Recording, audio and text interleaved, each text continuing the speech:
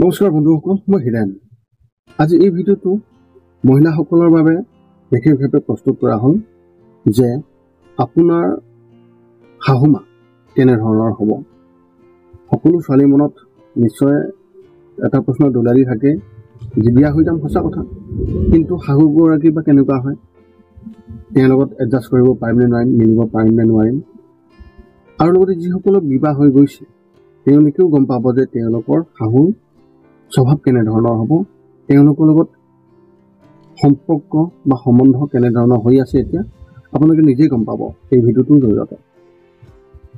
প্ৰথমে লাগিব আপোনালোকৰ এখন লগ্ন তালিকা, যিখন লগ্ন তালিকাৰ দ্বাৰা আপোনালোকে গম পাব যে আপোনালোকৰ দশম ঘৰত কোন গ্ৰহ অৱস্থিত। আৰু তাত যদিহে একো গ্ৰহ নাইও, তাতে কি সংখ্যা লিখা আছে সেইটো আপোনালোকে চাব লাগিব যে সেই সংখ্যাটো কিমান। আৰু সেই অনুসৰি 12টা ৰাশিৰ ভিতৰত সেই ৰাশিৰ অধিপতি গ্ৰহ কি, সেইটো দ্বাৰাও আপোনালোকে গম পাব যে আপোনালোকৰ শাহুৰ স্বভাৱ কি। যদিহে আপোনালোকৰ হাতত লগ্ন তালিকাখন আছে তেনে খুবেই ভাল কথা। আৰু যদিহে নাই, আপোনালোকে অনলাইনৰ জৰিয়তে বা এনেকুৱা কিছুমান এপছ আছে যিটো এপছৰ দ্বাৰা আপুনি আপোনাৰ লগ্ন তালিকাখন লাভ কৰিব পাৰিব।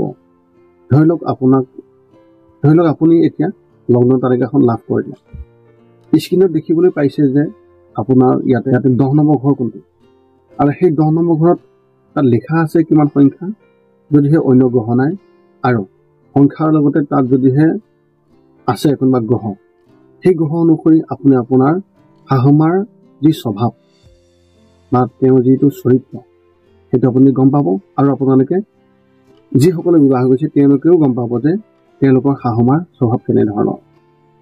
এতিয়া আপোনালোকক জনাব বিচাৰিছো যে যদিহে তাত মংগল গ্ৰহ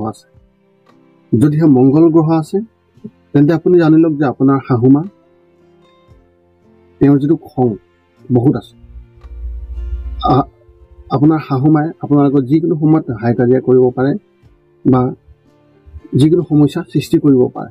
তাৰ বাবে আপুনি নিজকে সাজু কৰি ৰাখিব লাগিব যে যাতে সেই সমস্যা নহয়। কাৰণ কিয়, হাই কাজিয়া হোৱা মানে সংসাৰত বহুতো সমস্যা আহিব, আৰু লগতে যাৰ ফলত তেওঁলোকৰ সংসাৰখনো বেয়া হৈ যোৱাৰ সম্ভাৱনা যথেষ্ট পৰিমাণে দেখিবলৈ পোৱা যায়।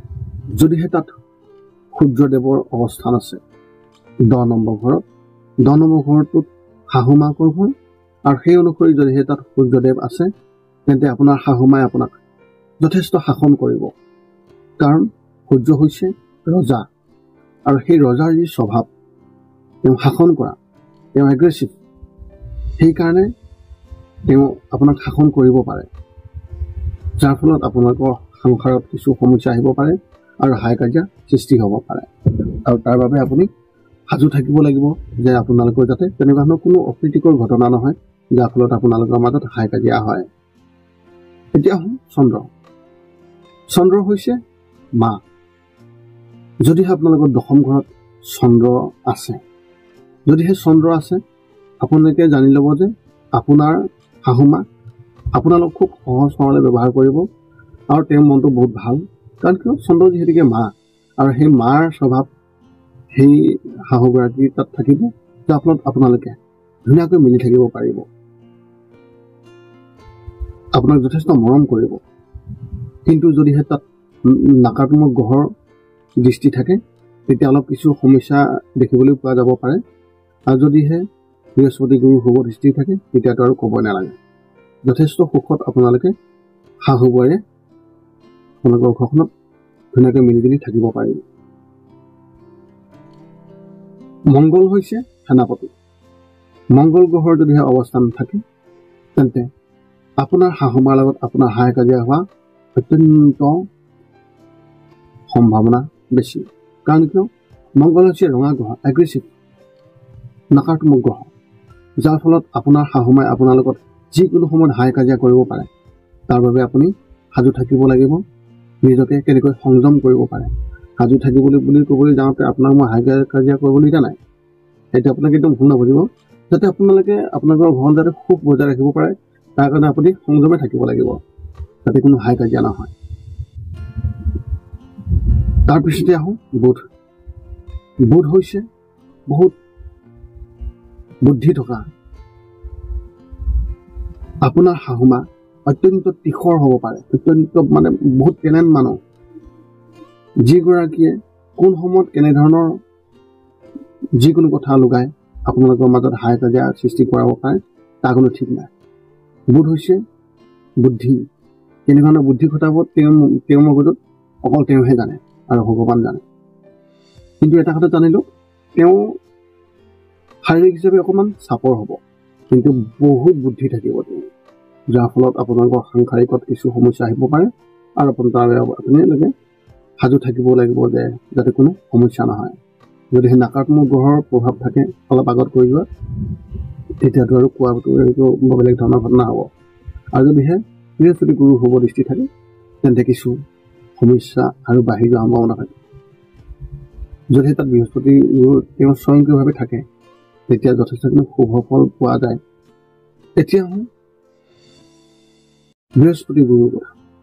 বৃহস্পতি গুৰু যদিহে আপোনালোকৰ এই দশম ঘৰত থাকে তেন্তে আপোনালোকে জানি লওক যে আপোনাৰ শাহু আধ্যাত্মৰ লগত সম্পৰ্ক তেওঁ বহুত গুণী জ্ঞানী। কাৰণ কিয় বৃহস্পতি গুৰুৱে সেইকাৰণে সেই মহিলাগৰাকীৰ যি স্বভাৱ তেওঁ আধ্যাত্মৰ লগত সম্বন্ধ ৰাখিব আৰু তেওঁ আধ্যাত্মবাদী হ'ব আৰু আপোনালোককো আধ্যাত্মৰ লগত সম্বন্ধ ৰাখিবলৈ আপোনালোককো জ্ঞান দিব যাতে কোনো সমস্যা নহয়।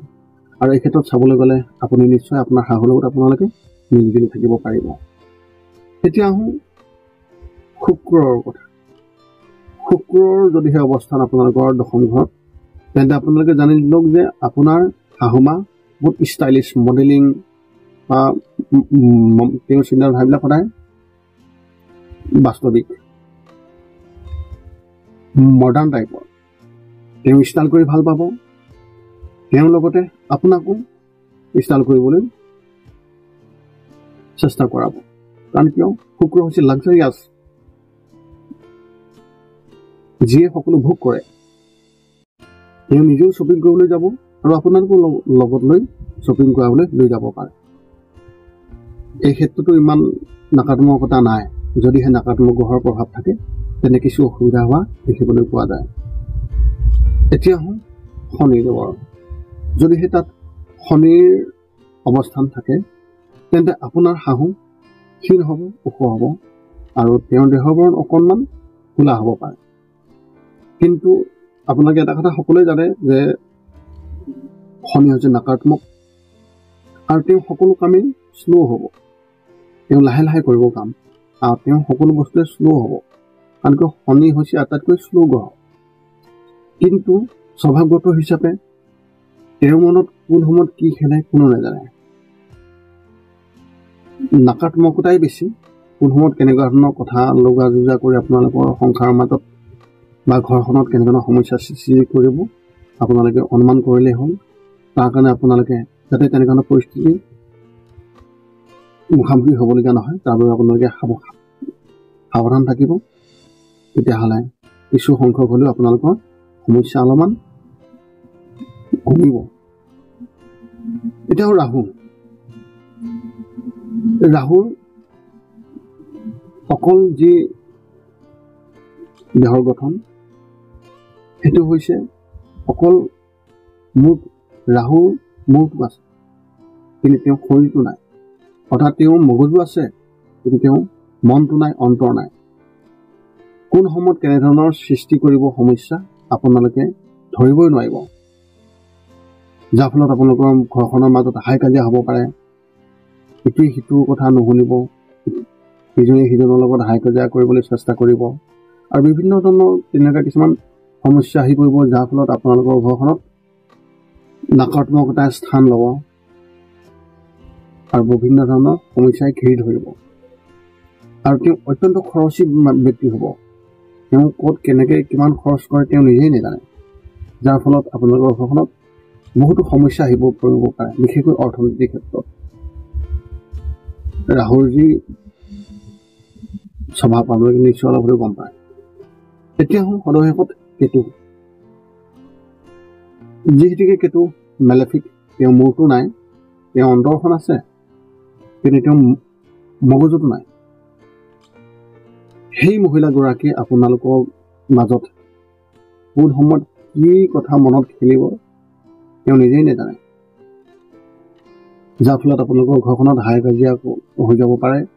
কোন সময়ত কি কথা কৈ দিব তেওঁ নিজেই নাজানে, যাৰ ফলত আপোনালোকৰ সংসাৰত বহুতো সমস্যা আহিব আৰু তেওঁলোকে নিজেও সুখী নাথাকে আৰু আপোনালোককো সুখী থাকিবলৈ নিদিয়ে। কাৰণ কিয় এই যিবিলাক নাকাৰাত্মক গ্ৰহ তেওঁলোকৰ স্বভাৱ তেনেকুৱাই হয়। আৰু আপোনালোকে তাৰ বাবে সাজু থাকিব লাগিব যে তেনেকুৱা কোনো যাতে সমস্যা নহয়। তাৰ বাবে আপোনালোকে নিজেও ধৈৰ্য ধৰিব লাগিব, সংযমে থাকিব লাগিব। এই আছিল মহিলাসকলৰ বিশেষভাৱে সুবিধাজনক হিচাপে আপোনালোকে যাতে সাজু থাকিব পাৰে বা নিজকে সংযম কৰি ৰাখিব পাৰে। আপোনালোকৰ শাহুৰ যিটো স্বভাৱ সেই স্বভাৱটো কেনেকুৱা ধৰণৰ হ'ব। আৰু যিসকলৰ ইতিমধ্যে বিবাহ বাৰু হৈ গৈছে আপোনালোকেও নিজকে ৰিয়েলাইজ কৰক বা এনালাইজ কৰক কথাটো কিমান কি আপোনালোকে নিজে গম পাব। আৰু এই তথ্য সম্পূৰ্ণ ভিগুনন্দী নাৰীৰ যি তথ্য সেই তথ্য অনুসৰি আপোনালোকক এই তথ্য দিবলৈ চেষ্টা কৰিম। যদি আপোনাৰ মনত এতিয়া কিবা জ্যোতিষ সম্বন্ধিত প্ৰশ্ন থাকে তেন্তে আপোনালোকে আমাৰ ভিডিঅ'ৰ তলত কমেণ্ট কৰি আমাক জনাব পাৰে।